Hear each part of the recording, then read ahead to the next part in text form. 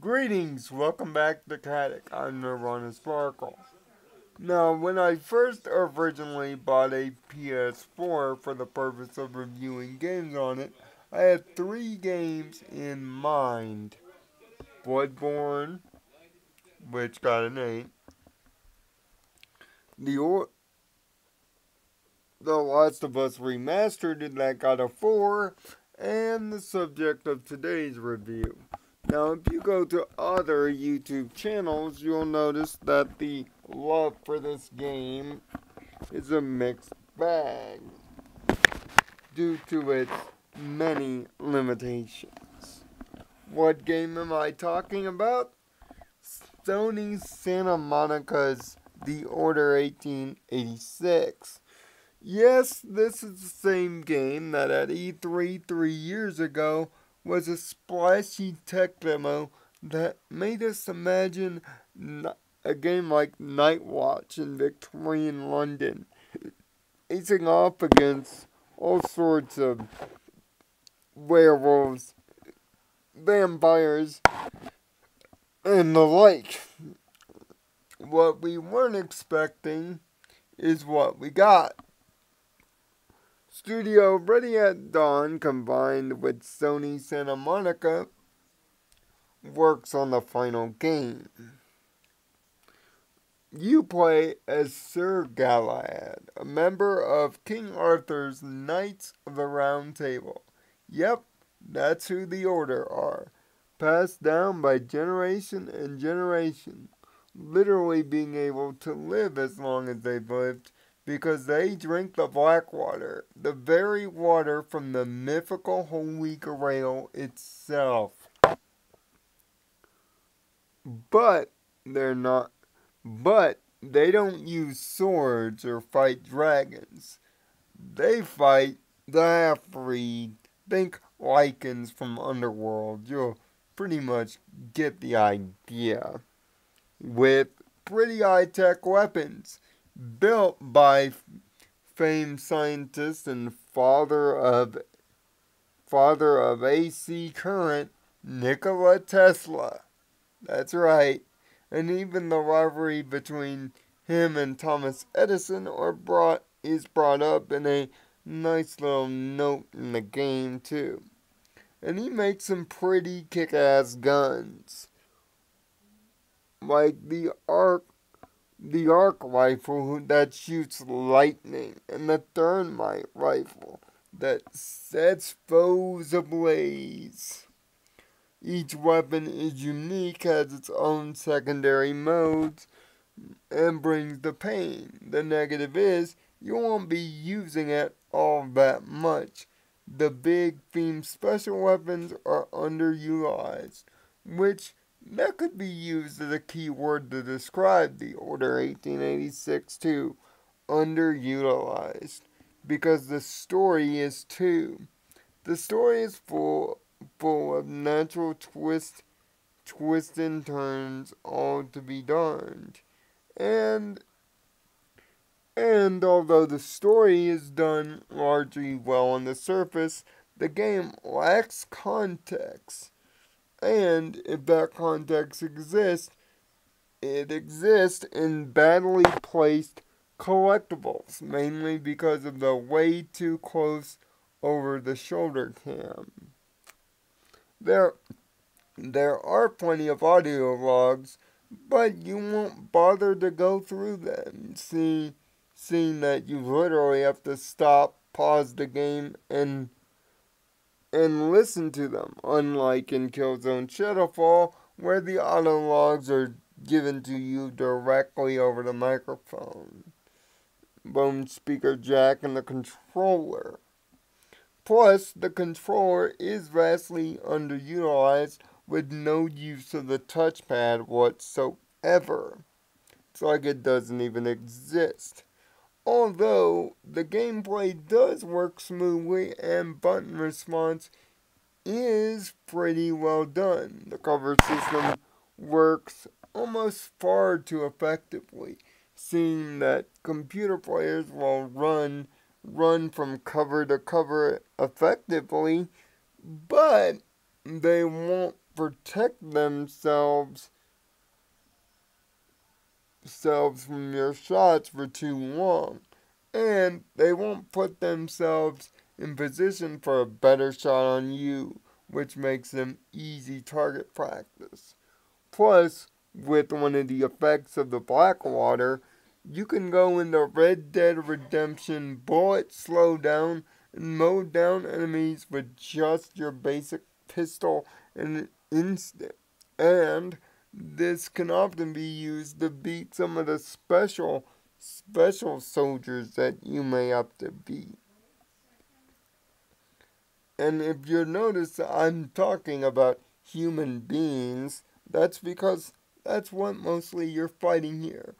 Gone are the mythological beasts of the trailer's imagination, and in its place is a rebellion. Led by another one of the main characters that has unraveled the truth about the conspiracy, and it affects the order to its very core. Yes, the voice acting for the game is superb as well as its graphics. It is the best looking PS4 game I've played to date without question. But with so much to explore, the game seemed intent to keep you tied to a rope and tied to its linear structure. There's no exploration, no free roaming moments, and it seems to drag down its corridors for far too long, with its action sets being far too long as well. Seeing that guards will keep popping up when you think the battle is over. And the sections are pointed by my worst enemy, QuickTime events. And not only QuickTime events, but QuickTime events circa Resident Evil 4, which is unacceptable. These instant death QuickTime events do require some button speed as well as the typical reaction time. And if you don't have it, you'll be seeing the same scene over and over again. And if you don't beat them, you might have to go entirely backwards just to get back if you reset checkpoints. Plus, the Blackwater also gives you a one-time revival aspect when you get knocked down.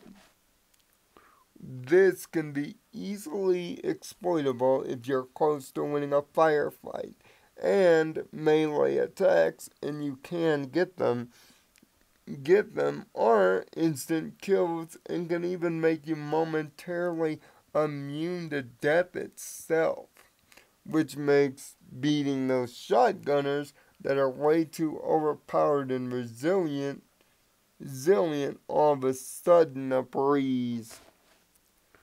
But the game's pacing is even further hurt by two distinct stealth sections, and one of them is near the end of the game that breaks the immersion, and in order to perform stealth kills, you have to follow the game's leash and perform a QuickTime event when it wants you to. You don't have any choice in the matter. But the Order 1886 most egregious aspect, and no, it's not because it's short, is the fact that a couple of its 16 chapters, in fact, 5 of the 16, are nothing more than glorified cutscenes. That's right, 5 chapters of the game, you are doing absolutely nothing at all, except walking when the game wants you to walk to follow the cutscene. This game seriously has a tempo problem, and it really, really hurts. Plus, when the game finally seems to be getting some clarity, it's over. And the ending will shock you.